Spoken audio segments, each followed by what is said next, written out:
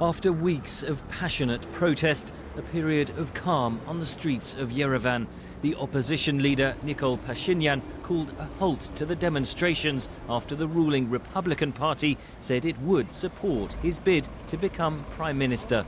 Speaking Thursday, the party's deputy leader confirmed that support. We had two criteria to assist any candidate. First is necessary threshold of the signature, amount of the signature, and the second is calm down the situation on the streets, not blocking the interstate roads, airport, etc. So the man who could cope with these criteria is considered to be Nikol Pashinyan, and in case before 8 May he keep these two criteria as promised, as agreed, we will assist his election. The protests have been largely non-violent and appear on the verge of forcing a change in government and a different future for Armenia. I have a feeling that I'm in another new Armenia.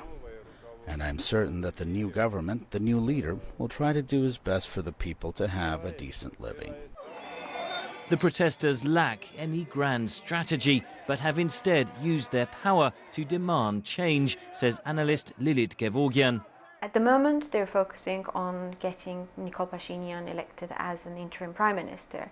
The next stage will be looking into the electoral law to change it, to make sure that the parties are real parties. Following that, there is an even bigger problem or obstacle or battle, and that will be holding free and fair elections.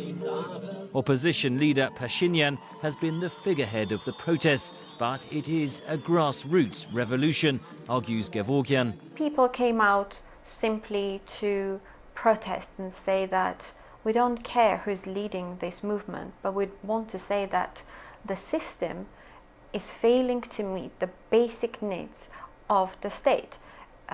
Inability to rein in oligarchs, close the wealth gap, deal with the fact that every third Armenian is earning $2 per day and is below poverty line.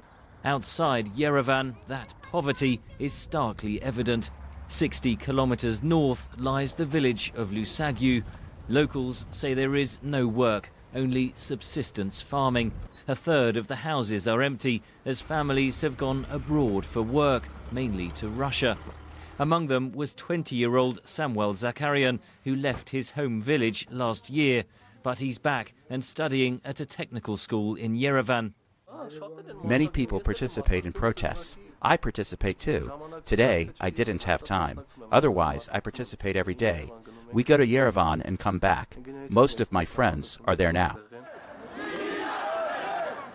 Their protests could be about to put the opposition into the most powerful office of state.